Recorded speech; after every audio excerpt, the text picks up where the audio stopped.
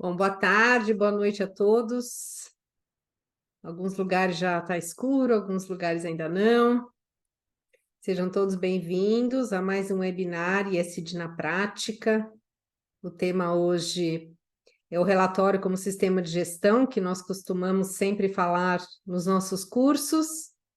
E hoje vamos trazer mais alguns elementos para vocês. Para quem ainda não nos conhece, nós somos a Bridge 3, Governança ESG, um centro de treinamento da Global Report Initiative no Brasil, GRI, e IFRS também. Oferecemos cursos certificados e outros cursos complementares, in company e uma grade aberta. E também atuamos junto às empresas nessa jornada de integração do ISD, da sustentabilidade, construção de relatórios, e temos também sido aí cada vez mais instados a construir, inclusive, políticas de transição climática. Eu acho que esse assunto está bem latente aí para todos, né? E eu sou Daniela Manoli, sou fundadora da Bridge 3, e estou aqui com as professoras Amanda Carbone e Sônia Coutinho. Nós vamos nos alternar para falar com vocês. A Mariana também faz parte da Bridge 3, consultora também. E nós gostaríamos de pedir que quem tem perguntas, por favor, coloca no chat, que no final nós vamos procurar responder as perguntas de vocês. Uma hora é muito pouco para a gente conversar tudo que teria aqui para trazer para vocês, que a gente preparou com carinho, mas esperamos poder trazer aí algum conhecimento atualizado para vocês. Sejam bem-vindos nossos ex-alunos, pessoas novas, colegas, temos muita alegria em recebê-los. E aí temos também algumas novidades depois para falar no final. Bom, eu vou começar, senão a gente não consegue, depois, a hora que eu passar a palavra para a Amanda e para a Sônia, se elas quiserem se apresentar brevemente, elas falam então um pouquinho, né? Pode colocar a apresentação então, Mari, por favor. Bom, vamos começar falando um pouco sobre...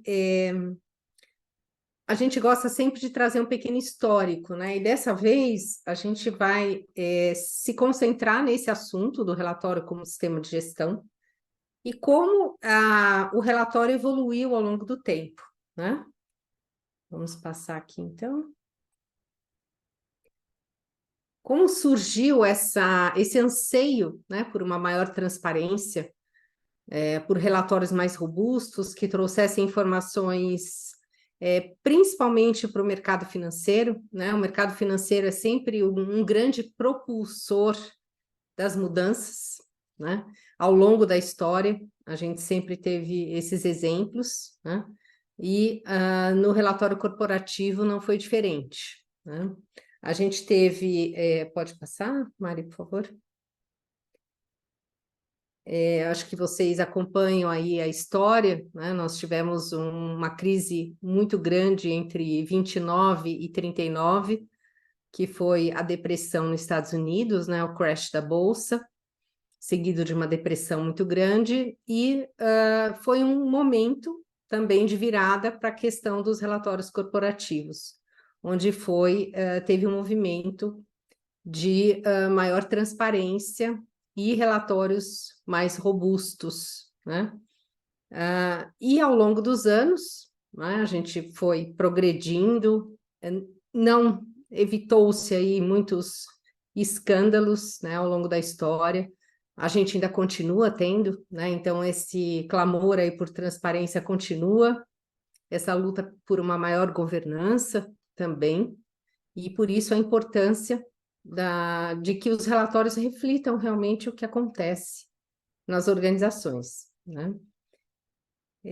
Nós tivemos aí o início do movimento ESG, né? Também foi o grande propulsor foi o mercado financeiro em 2004, 2005, com o secretário-geral da ONU, e grande parte de atores do mercado financeiro, com aquele relatório Who Care Wins, que eles pediam que os princípios ambientais, sociais e de governança fossem reportados pelas empresas e pelo mercado financeiro. E a partir daí a gente teve alguns movimentos, né? Arrefeceu com a crise de 2008 e todos conhecem a história aí com a pandemia, que a gente teve esse boom de relatórios e de anseios por uma maior transparência dos pilares ambientais, sociais e de governança, e principalmente como, né, implementar isso na empresa, como entender os impactos, né? É por isso que surgiram também, aí ao longo de mais de 20 anos, a Global Report Initiative e outras iniciativas para tentar padronizar essa questão dos relatórios não financeiros também, não só os financeiros, mas os não financeiros. E a gente está assistindo agora na história um pouco dessa convergência cada vez maior entre o relatório financeiro com o relatório não financeiro, né? E a gente vai falar um pouco sobre isso também. Pode passar, Mari, por favor? E um dos pilares que dá uma sustentação muito importante para qualquer empresa, né, é a governança corporativa, né, o G do ESG. E para isso, a gente precisa conhecer como implementar uma governança, como funcionam as políticas, os códigos, como apoiar a gestão da empresa de uma forma com que a gente evite os conflitos de interesse, evite os problemas éticos, né? E que a gente tenha uma supervisão realmente daquela gestão. Para isso que a gente teve uma evolução também da governança corporativa. E aqui no Brasil a gente tem o IBGC, né, o Instituto Brasileiro de Governança Corporativa. Eu atuo lá em algumas comissões de sustentabilidade de empresas familiares. E, recentemente, o IBGC lançou o Código de Melhores Práticas, a 6ª edição está disponível para qualquer pessoa fazer o download. E esse código, ele traz como um dos pilares agora a própria sustentabilidade, né?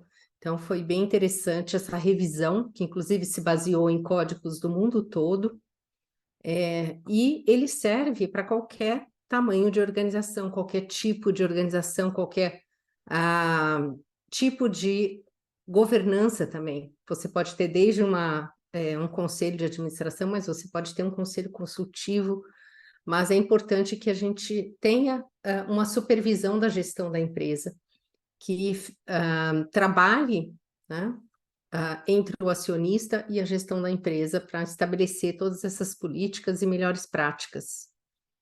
Então, a governança tem sido também muito mencionada hoje na questão da climática, né? Como estabelecer uma governança climática, né? O IBGC tem atuado nisso também e nós temos padrões hoje que trabalham essa questão climática, que tem muita inter-relação com o social também. E aí a gente começa a entrar um pouco já no ambiental e do social junto com a governança. Pode passar, por favor? E aí, falando num desses padrões que ele está permeando aí diversas estruturas que surgiram, e a gente vai falar delas um pouco mais para frente, que é o TCFD, né? É o Task Force for Climate Related Disclosures. Ele é também uma iniciativa do mercado financeiro, né? Onde, vejam, a gente precisa ter uma governança que permeia toda uma estratégia, a gestão de risco, as métricas e as metas. Tudo isso precisa estar bem estabelecido nas empresas, de forma que os investidores, os financiadores daquele negócio consigam visualizar como a empresa vai implementar uma governança climática, por exemplo, né? Então, essa estrutura ela tem sido usada em alguns padrões e algumas plataformas que a gente vai mostrar um pouco mais para frente aqui para vocês. Pode passar? E esses conceitos, né, de a gente internalizar na empresa as externalidades, por exemplo, quer dizer, eu como empresa causo impactos, né? A GRI traz muito isso e a gente ensina muito no curso da GRI, o impacto de dentro para fora, né? Quais são os impactos que eu, como empresa, causo no meio ambiente, nas pessoas, na economia, inclusive nos direitos humanos, né? E também os investidores querem saber como esses riscos, né, atingem também as empresas, que é o mais para frente nós vamos trazer o conceito aqui de dupla materialidade. Então, aqui é só para mostrar essa foto do rompimento de uma barragem aqui no Brasil, foi um acidente muito feio que aconteceu, acho que a maioria de vocês deve lembrar. Nós temos externalidades, e esse conceito de externalidade vem de 1920, né? Pasme, de um professor chamado Arthur Pigot, de Cambridge, que ele já falava que as externalidades deveriam ser computadas nos preços dos produtos e dos serviços. Então, nós temos aí muitos anos sem se preocupar com o uso, né, do meio ambiente, dos recursos naturais, de todos os serviços ecossistêmicos, e aí, agora a gente precisa correr atrás desse prejuízo, né? E tudo isso, hoje, né, tem se tornado riscos também, porque nós temos riscos físicos e de transição climáticos que têm sido cada vez mais, têm atingido as pessoas, as estruturas, as infraestruturas das empresas. A gente tem visto isso e sentido na pele, até mesmo aqui no Brasil. Pode passar? Inclusive, isso está inviabilizando até setores como seguros, por exemplo, né? Muitas empresas, elas seguram as suas infraestruturas, seus ativos, e esses custos estão ficando insustentáveis, né? As próprias seguradoras têm regiões e setores que os seguros estão ficando com custos inviáveis, e isso vai piorar cada vez mais. Então, por isso, as empresas precisam incorporar essas questões, senão elas não vão ser mais financiáveis, né?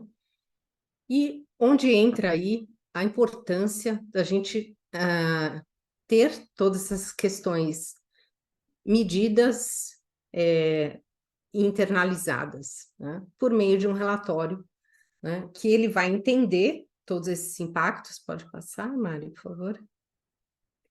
Ele vai entender todos esses impactos, vai definir o que é mais importante, mais significativo para a empresa.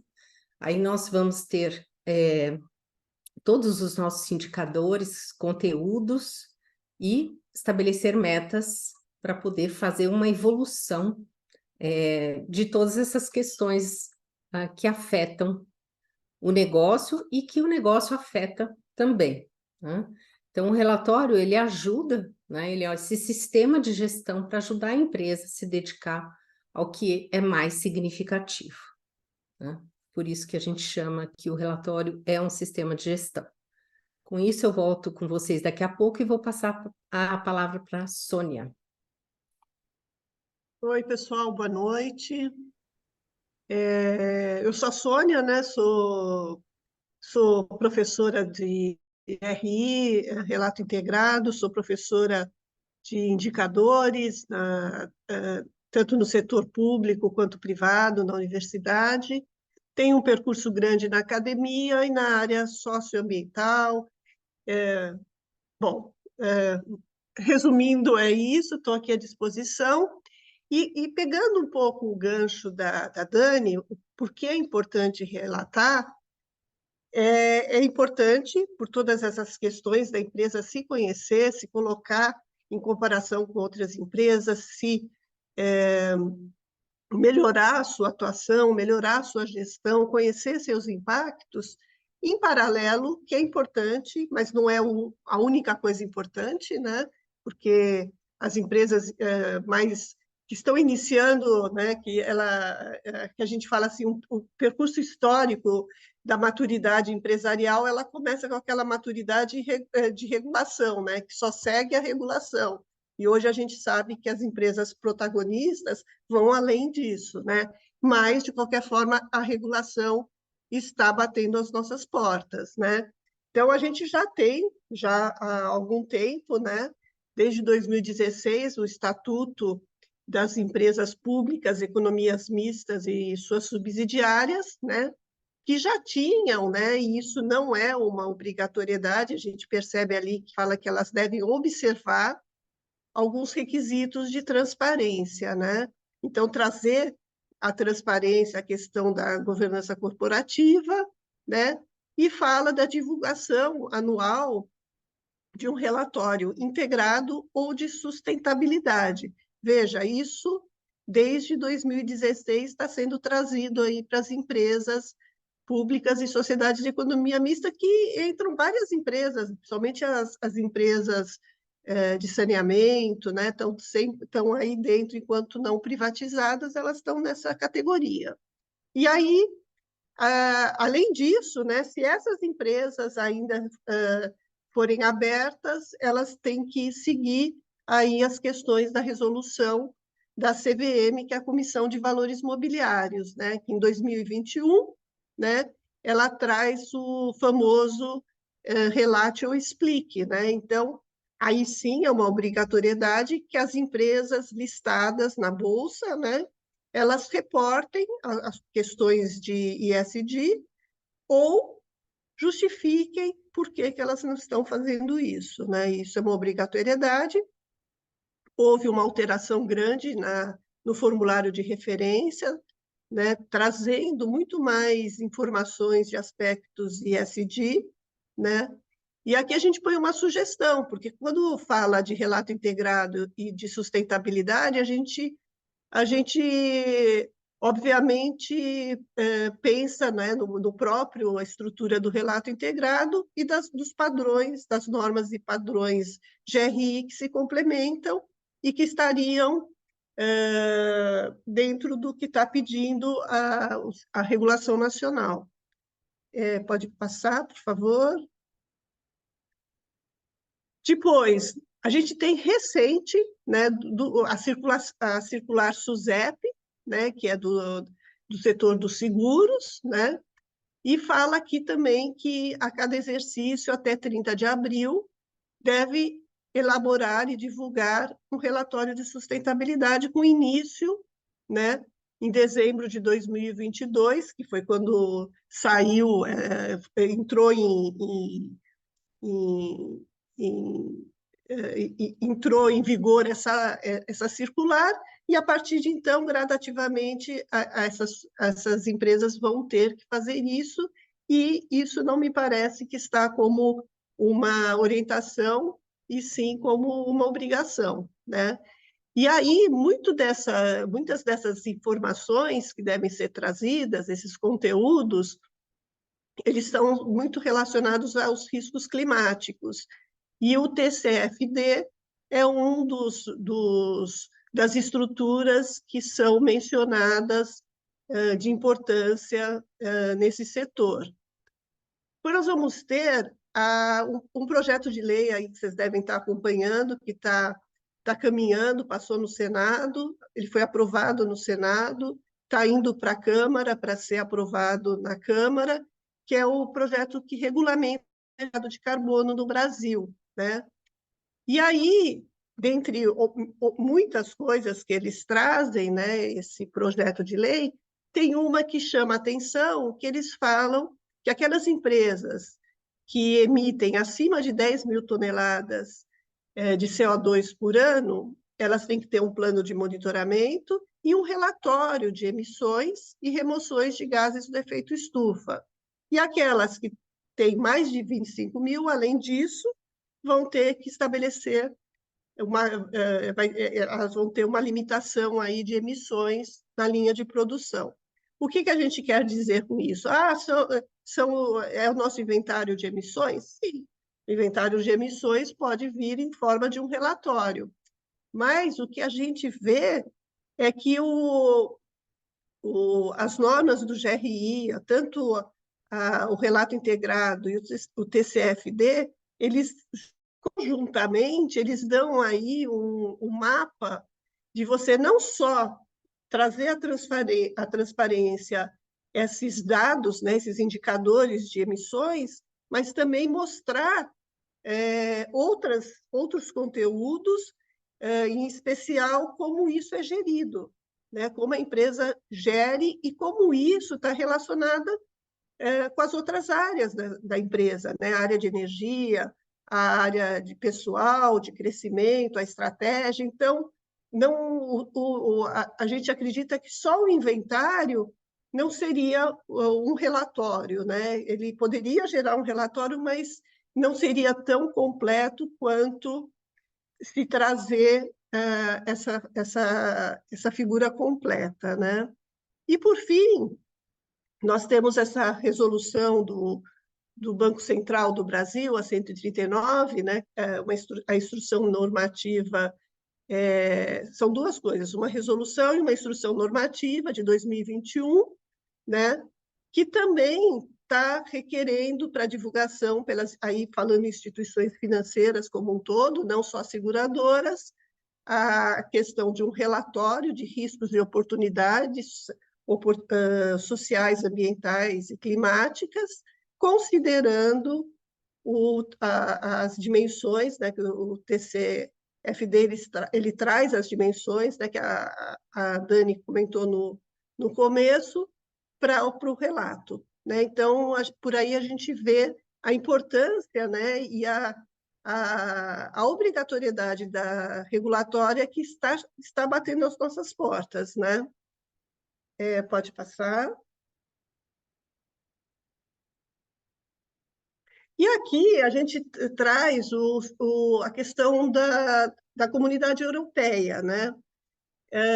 Então, só para explicar esse desenho, né? A União Europeia ela tem uma taxonomia de um pacote financeiro que envolve as divulgações financeiras e não financeiras, né? E para as não financeiras, a gente vê aqui do lado direito, ela tinha uma diretiva que foi adotada em 2014 com alguns requisitos para essas divulgações não financeiras. Mas a EFRAG, que é o braço ali consultivo da Comunidade Europeia, foi demandada para atualizar, né, essa diretiva, né, e como membro consultivo da União Europeia. E aí a gente vai ter agora, em 2023, né, janeiro de 2023, foi aprovado, entra em vigor, né, essa né, uma nova diretiva de relatórios de sustentabilidade corporativa, aumentando aí o escopo, né, da anterior e aumentando os requisitos, né? Então, a gente vai ter aqui, ela entra em vigor em janeiro de 2024 para as empresas europeias sediadas na Europa, né? Então, ela tem cadernos de conceitos gerais e de conteúdos gerais, e depois tem alguns específicos da dimensão ambiental, social e de governança. E a boa notícia é que né, e ela já declarou isso, que quem hoje relata o GRI já está aderida aí, já está em conformidade, vamos dizer assim, com os requisitos ali trazidos pela EFRAG, né?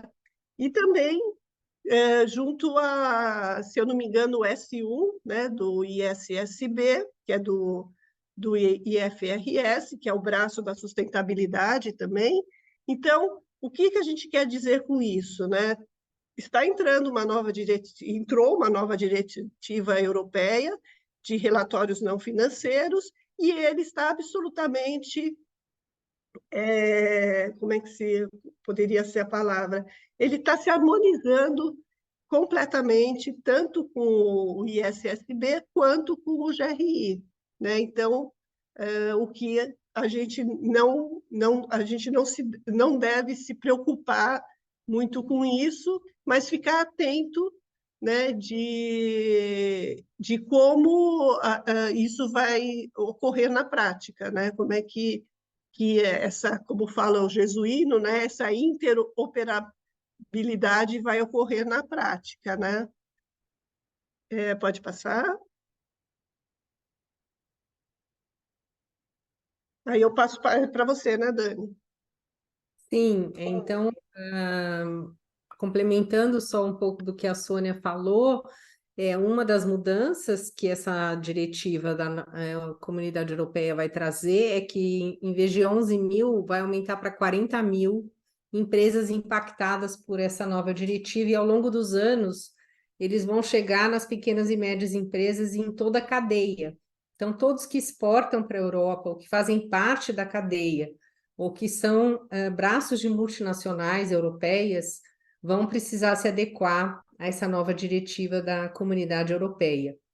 E que ela traz um dos conceitos, a dupla materialidade. E a gente já tem visto alguns relatórios aqui no Brasil já seguirem, né? E várias empresas estão pedindo já para a gente, eu quero fazer um relatório com dupla materialidade. Isso só para explicar brevemente para vocês, a GRI, ela nos traz o conceito de impacto, como eu falei no começo, né, de dentro para fora. Ou seja, qual é o impacto que a minha organização causa no meio ambiente, nas pessoas, na economia, inclusive nos direitos humanos, em toda a cadeia de valor, de dentro para fora. Só que os impactos, eles são reais, ou seja, eles estão acontecendo ou eles podem acontecer, né, ao longo do tempo. E o fato deles poderem acontecer e a gente ter que mapear esses impactos, a gente sabe que os impactos que não forem monitorados, eles podem se tornar impactos financeiros. Então, os impactos financeiros, que são os que interessam mais para os investidores, para os financiadores, que é a materialidade de fora para dentro, trazendo esse conceito da dupla materialidade, se a gente fizer esse mapeamento dos potenciais, também a gente vai trazer aí uma visão do que pode se tornar financeiro, né? E os impactos de fora para dentro são justamente esses impactos que vão trazer vão trazer as maiores preocupações para os investidores e para os financiadores daquele negócio.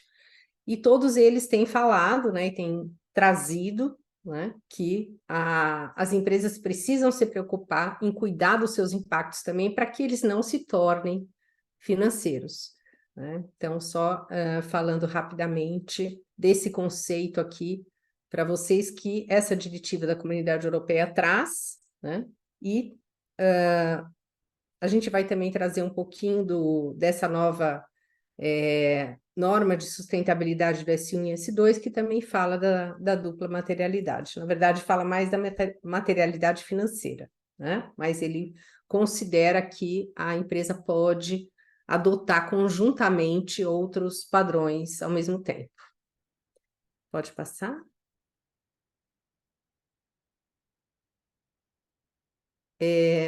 Quer falar esse, Sônia?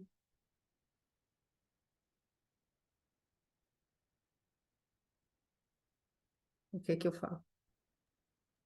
Eu posso falar.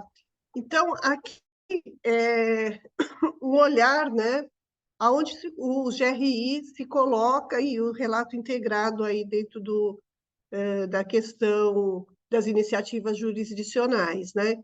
Se a gente olhar esse retângulo pequeno, o primeiro, é o localzinho dos relatórios financeiros, né, que tem foco no investidor, né? Então, eram aqueles relatórios exclusivamente financeiros que traziam as suas demonstrações financeiras, todas as questões contábeis da empresa, né? E aí, com a criação do braço ISSB, entra as divulgações financeiras, mas que têm relação com a sustentabilidade, né? E quando, eu não sei quem foi que eu estava aqui olhando, quando a Dani falou comigo, perguntou essa questão da taxonomia da União Europeia, é exatamente isso, ela criar esses conceitos, né, comuns para os relatórios financeiros e não financeiros, né? Então, seria isso, classificações, né? Então, seria esse ambiente, né?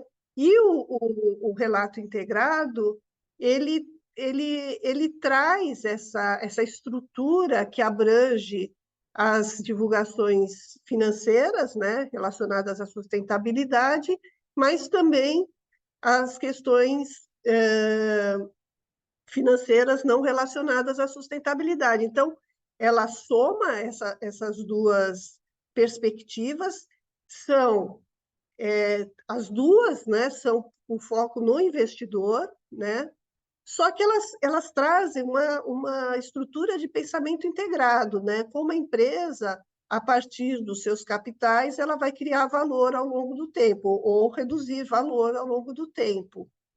E o GRI, ele tem um foco mais amplo, porque ele traz os relatórios de sustentabilidade com um foco para o interesse de várias partes interessadas e não só o investidor, né? Traz a questão dos impactos, né, os mais significativos, o que é isso é muito importante para uma questão da materialidade, e ela tem conteúdos, né? Conteúdos normativos e de padrões, né? E o que permite que ela ocorra junto com esse relato integrado. Então, portanto, o relato integrado ele perpassa tanto essas divulgações ISSB e ASB, quanto as questões, os conteúdos do GRI e a sua própria normativa, né, de como fazer, né? Ele vai trazer ali os requisitos, os princípios, né? Então, esse é o cenário aí dos relatórios. Pode Obrigada. passar. Eu vou falar esse próximo, aí eu passo para a Amanda falar o TNFD. Bom, só voltando um pouco no assunto do TCFD e falar que essa interoperabilidade entre os vários padrões e estruturas de relato cada vez mais vai ser comum, né? Assim como as várias plataformas que hoje existem, incorporando essas estruturas que já existem, né? Adotando essas estruturas, como, por exemplo, o CDP, que é uma plataforma onde a empresa, cadastra as suas questões ambientais, né, de emissões, florestas e água, e lá ela estabelece ambições, e a estrutura que eles adotaram recentemente foi do TCFD. Então, dentro da plataforma do CDP, a gente tem a estrutura do TCFD. O relato integrado, né, que hoje é o Integrated Reporting, que faz parte do IFRS, que cuida também das normas contábeis e financeiras, ele também incorporou o SASB, que tem padrões para 77 setores da indústria, que são padrões que o mercado financeiro espera que aqueles 77 setores da indústria relatem, no mínimo, aqueles conteúdos, né? E o CDSB, que é também uma estrutura que é idealizada para também o mercado financeiro, que também foi integrada junto com o IFRS. Então, essas estruturas, elas têm cada vez mais aumentado a confiança, né? A ideia é aumentar a confiança dos investidores nas empresas para que elas possam, com isso, dar mais transparência em como elas gerenciam as questões ambientais, sociais e de governança, né? E eu vou passar agora para a Amanda, que ela vai falar de um novo padrão também que entrou em vigor há pouco tempo. Oi, gente, tudo bem? Para quem não me conhece, eu sou a Amanda Carboni, também sou do time da Bridge, trabalho com consultoria, né, para relatórios de sustentabilidade, relatórios integrados, GRI e assim por diante. Então, agradeço aí pela presença de vocês, né? E só para vocês saberem realmente quem eu sou, quem não me conhece. Aqui TNFD é o seguinte, a gente teve agora, finalzinho de setembro, o lançamento são recomendações, na verdade, né, não são normas, do TNFD, que vai bem junto com essa linha do TCFD. Essa é a Task Force on Nature-Related Financial Disclosures, então ela é como o TCFD, só que ao invés do foco no clima, aqui o foco é na natureza, no capital natural, pensando no impacto dos negócios, das empresas na provisão de serviços ecossistêmicos, né? Porque isso está cada vez mais clara, essa relação que existe entre a produtividade dos negócios, né, e os serviços ecossistêmicos. Então, como uma coisa impacta muito a outra, aqui o enfoque tem também, pode voltar um pouquinho, tem a questão da implicação financeira, né? Então, existe essa preocupação, até em alinhamento com uma agenda global de biodiversidade. A gente está vivendo uma crise que é climática, mas que também é uma crise de biodiversidade, né? E a gente teve em 2021, 2022 a COP15 da biodiversidade, e nessa COP15 foi atualizado, né, digamos, um marco global para a agenda da biodiversidade. E uma das metas, que é a meta 15, justamente traz uma questão que está bem em alinhamento com o TNFD e com essa nova perspectiva, que é que as empresas e as instituições financeiras passem a avaliar os seus riscos em relação à natureza, né, e a sua dependência em relação à natureza e o impacto que ela gera, né, em relação à natureza. E oportunidades também, tem o lado bom, né? Então, esses quatro aspectos estão dentro da Meta 15. Em alinhamento com isso, a TNFD ela vem, já faz um tempinho que ela vem sendo pensada, ela foi criado um grupo de trabalho em 2020, e aí esse grupo de trabalho, que inclui diversos representantes de grandes negócios, reguladores, instituições financeiras e tal, geraram um documento de recomendações em 2021, que agora, em setembro de 2023, foi lançado, de fato, como TNFD.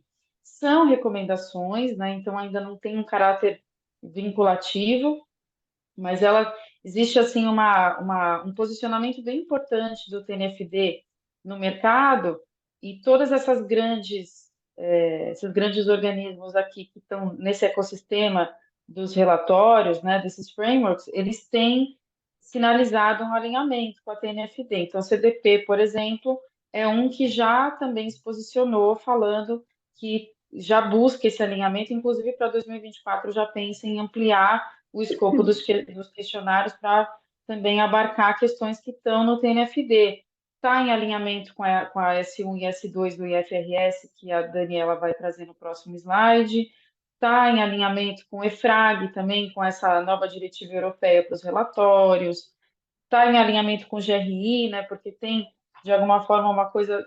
O GRI traz também a questão da biodiversidade, né, como um tema de norma. Então, existe uma tendência disso ser, inclusive, incorporado futuramente dentro das normativas até das instituições financeiras, né?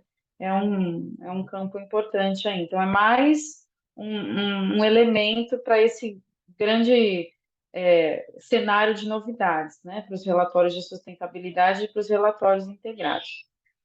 Aí, Dani, pode seguir aqui no próximo, falando do IFRS. Obrigada, Amanda. Bom, a grande novidade mais próxima que chegou esse ano também são as normas de sustentabilidade do IFRS, né? O S1, que são os requisitos gerais, e o S2, que são as questões relacionadas ao clima, né? A S1 e S2 estão sendo traduzidas aqui no Brasil, aliás, já foram traduzidas. Por acaso, estou representando o IBGC no comitê que está fazendo a revisão por parte do CBPS. Isso vai entrar para consulta pública e provavelmente vai ser publicado em português entre o fim do ano e o começo do próximo ano. Até lá, a recomendação é ainda se utilizar as versões originais em inglês. Por quê?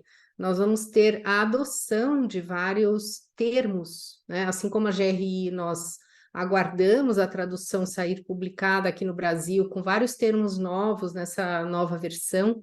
O S1 e S2 também tem toda uma terminologia que vai ser adotada aqui no Brasil, e é importante, né?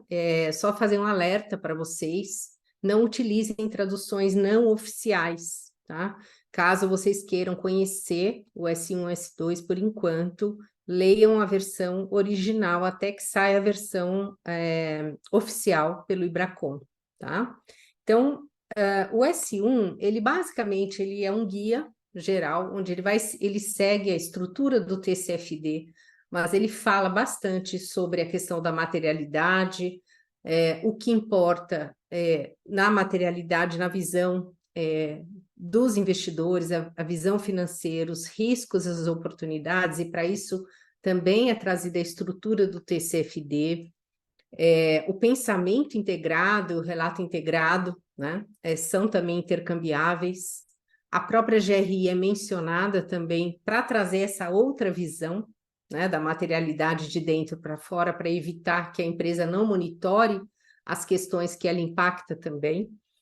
E o S2 traz as questões relacionadas ao clima, que espelham de alguma forma a estrutura do S1 também relacionada ao S2, também relacionada ao TCFD, e aí traz questões mais específicas relacionadas ao clima. E aí, no final de cada um desses cadernos, tem a forma de implementar, né, como se fosse um guia.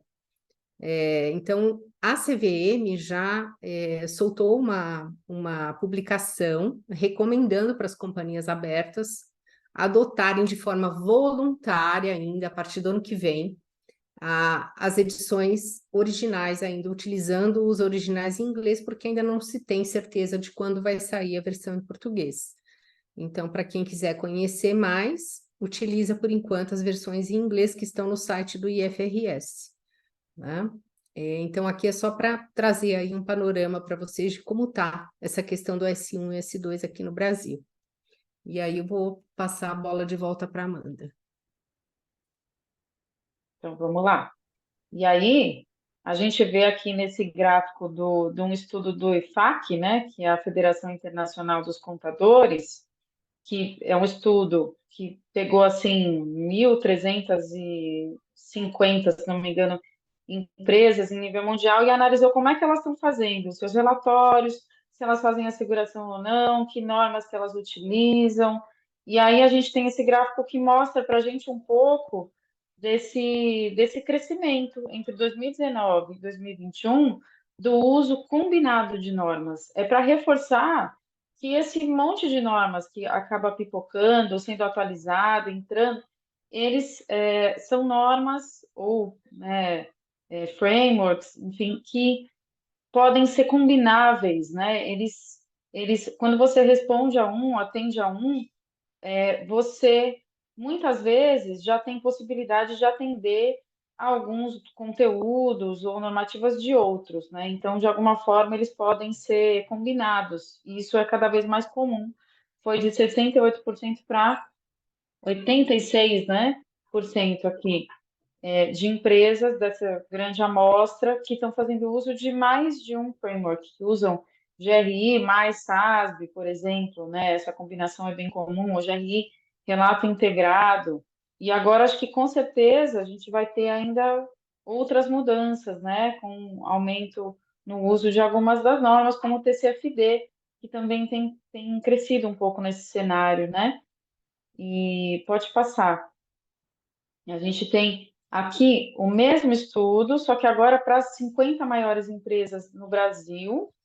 Aqui é para o Brasil mesmo, a amostra. E a gente vê também, aqui já olhando para os diferentes padrões, né? Então, a gente tem aqui, o GRI é sempre o mais utilizado, né? Está aí 91% dessa amostra utilizando o GRI nos seus relatórios, mas a gente tem também é bem visível o uso do SASB, né, que aumentou bastante aqui também entre 2020 e 2021, e o TCFD, que também aumentou bastante entre 2019 e 2021. A Agenda 2030, que segue também uma tendência, né, de continuar a ser mencionada e também parte da agenda de sustentabilidade da maioria das organizações, e as que usam mais de um, né, aqui para o Brasil, 93%. Então, é ainda mais do que quando a gente olha para aquela amostra de 1.350 empresas, né? E olha só que interessante também, que os relatórios, em 2019, 46% da amostra fazia só relatório de sustentabilidade, 36% fazia relato integrado. Agora, em 2021, isso mudou um pouco, então a gente reduziu um pouco o número de relatórios de sustentabilidade puros, digamos, né, para 46% de relatórios integrados, né, muitos dos quais incorporando tanto a perspectiva do relato integrado quanto do GRI, né? Então, só para a gente ter uma ideia de como está isso no Brasil e fora do Brasil, e para reforçar que há essas possibilidades de combinação, né? É isso. E aí, pode passar, Mário?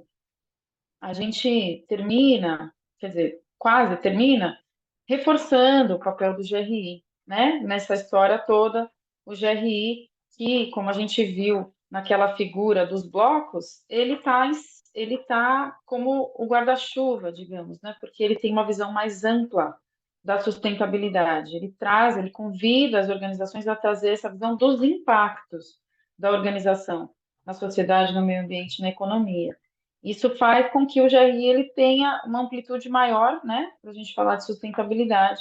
Os demais são importantes também, muitos deles têm um cunho mais voltado para a questão da implicação financeira mesmo, né? Então, eles se complementam, até pensando nessa questão da dupla materialidade, que é um conceito que vem também ganhando bastante espaço, faz sentido, né? Porque aí a gente está olhando o impacto da organização na sociedade, mas também o impacto da sociedade, do ambiente, das mudanças ambientais, por exemplo, as mudanças climáticas, na organização, né? Então tem esse intercâmbio, essa visão dupla, né? Daquilo que é importante a organização olhar ela para fora e de fora para dentro também, né? E o GRI traz essa visão mais ampla. E aí, no próximo slide, só para reforçar aquilo que hoje o GRI, que é esse conjunto de normas atualizado, sofreu uma atualização positiva em estrutura, em linguagem, novos conceitos, um deles muito importante, que é o conceito dos direitos humanos, né? Que veio com bastante relevância. A gente tem novos conteúdos também voltados para o tema da conduta empresarial responsável, voltados para o olhar para a cadeia de valor, não só para a organização, né? Ampliar esse olhar para a devida diligência também, que é outro conceito importante que o GRI traz. A incorporação das normas setoriais, que também é um aspecto bem importante, elas estão vindo, a gente tem 3 publicadas, né? Setor de agricultura, setor de carvão, setor de petróleo, mas tem outras várias que vão sair nos próximos anos também, e que vêm para somar nesse processo, né? E aqui, pode passar, para reforçar a questão dos direitos humanos. Aqui a gente tem um estudo do Pacto Global da ONU, que foi feito com as empresas que fazem parte, são signatárias do Pacto Global, tentando mapear como que elas, a partir dos relatórios, né, que são enviados para o Pacto Global, que as empresas que são signatárias enviam, avaliar o quanto que as organizações estão caminhando para alcançar, né, ou contribuir para todos os princípios que estão colocados ali no Pacto Global. E o que a gente vê é que 90% das empresas têm alguma política, ou mais de uma política, para a questão ambiental, para a questão do trabalho, dos direitos humanos, né? E quando a gente olha para uma avaliação de fato, né, no nível mais detalhe, não só ter uma política, mas avaliar o desempenho em relação a esses temas, a gente vê que 62% das empresas conduzem, por exemplo, uma avaliação de impacto ambiental, mas só 18% fazem avaliação de impacto para direitos humanos. Então, claro que o cenário mostra que, da teoria para a prática, de uma forma geral, seja na temática que for, existe um gargalo. Mas aqui eu estou chamando a atenção especialmente para o tema dos direitos humanos, que tem ganhado relevância também, e que tem quase um abismo, né, entre aquilo que a gente afirma fazer ou deseja fazer, né, enquanto política, aquilo que se estrutura ali, e aquilo que de fato na prática está sendo implementado. Então, existe ainda bastante espaço para isso ser ampliado, né? Digamos assim. E aí, pode passar? E aí, no contexto da GRI, olhar para essa visão geral, né, dos temas, das grandes etapas, né, que a gente usa para relatar a sustentabilidade e para reforçar que esse processo, que envolve engajamento das partes interessadas, que envolve hoje uma avaliação da significância dos impactos, né, a partir de uma lista que é construída e tudo mais, a definição de indicadores e de metas, é um processo que, muito mais do que simplesmente relatar, né, produzir um relatório de sustentabilidade, ele permite uma melhoria interna dos sistemas de gestão, e isso contribui bastante para o caminho da organização em relação a essa agenda da sustentabilidade, né? E aí eu passo para o próximo slide para reforçar. A gente já está quase chegando ao fim, já já eu vou passar vou passar para a Sônia antes. Vou passar para a Sônia, que a Sônia vai comentar aqui um aspecto importante em relação à qualidade das informações, que é um dos temas, uma das etapas importantes, né, quando a gente fala em GRI. Então, pessoal, eu trago aqui duas tabelas, né? Uma da Copasa e outra da EGEA. E elas estão aqui relatando isso para falar o quão importante é conhecer como trabalhar com conteúdos e indicadores, seja lá qual for a estrutura que esteja se utilizando. E aqui, no caso, as duas empresas estão relatando o consumo de energia dentro da organização. A empresa da esquerda, a Copasa, ela segue, vamos dizer assim, todos os requisitos da qualidade das informações, porque você observa que tem uma série histórica, tem, ao final dessa série histórica, uma análise da tendência, né, se aumentou, se diminuiu o consumo de energia, traz, como pede a norma, o consumo de energia baseado em combustíveis não renováveis, renováveis e eletricidade, discriminando os tipos, né, as fontes, né, por exemplo, gasolina e diesel, etanol, depois a eletricidade adquirida, a eletricidade autoproduzida e o consumo total de energia. Então, a gente diria, numa análise, que ela permite aqui uma análise robusta e que deve vir no corpo do relatório. Então, por exemplo, uma análise aqui, por que reduziu 98,20% o uso dos combustíveis renováveis? Provavelmente ela aumentou o consumo de energia elétrica, né? Ou houve alguma questão que ela vai ter que relatar isso. Já do outro lado, a outra empresa, você percebe que a tabela dela está menos clara, né? Porque ela não traz ali, ela não está cumprindo os requisitos totais desse conteúdo 302.1. Está faltando os tipos, né, de combustíveis utilizados. Não tem o consumo total de energia e não tem a análise de tendência. Mas uma coisa que a gente percebe, e isso eu fiz a conta, que houve um aumento de 26% do consumo de energia da EGEA. E aí a gente consegue observar o que aconteceu. Isso deve vir no relatório, né? Então, por isso que é importante ter um conhecimento de como lidar com as informações e conteúdos narrativos e indicadores, porque a gente vê que de 2021 para 2022 ela é uma empresa privada. Ela teve aí um aumento quase de 4 vezes, né, das concessões que ela conseguiu, Então, obviamente, aumentou o consumo. Então, está aí a explicação, né? E ela traz uma informação importante, que é dessa energia elétrica consumida, da onde vem. Então, ela fala que uma parte é do mercado livre, uma grande parte, e a outra é da energia da concessionária, né? E muitas vezes a energia do mercado livre é de fonte renovável. Então, ela está explicando aqui da onde que ela está fazendo esse consumo. Mas, por outro lado,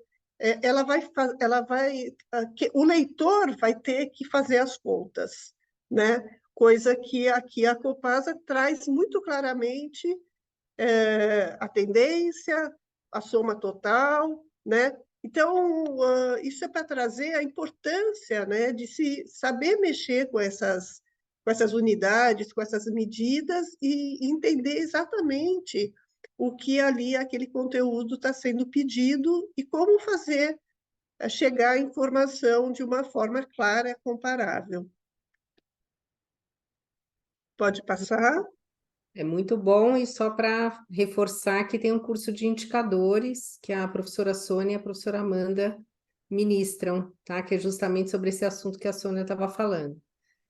Esse slide aqui é só para reforçar que a GRI, a partir de janeiro desse ano, já refletindo os dados do ano passado, não traz uma forma de chegar na materialidade que não precisa ou não se usa mais, né? E não se deve usar a matriz, aquela antiga matriz, que era baseada na opinião dos stakeholders versus a opinião da alta administração.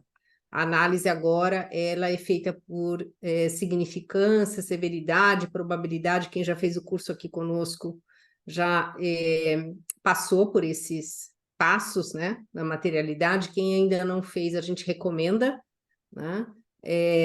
Porque muita gente pergunta ainda, mas nossa, poxa vida, eu quero fazer matriz, por que não tem mais matriz?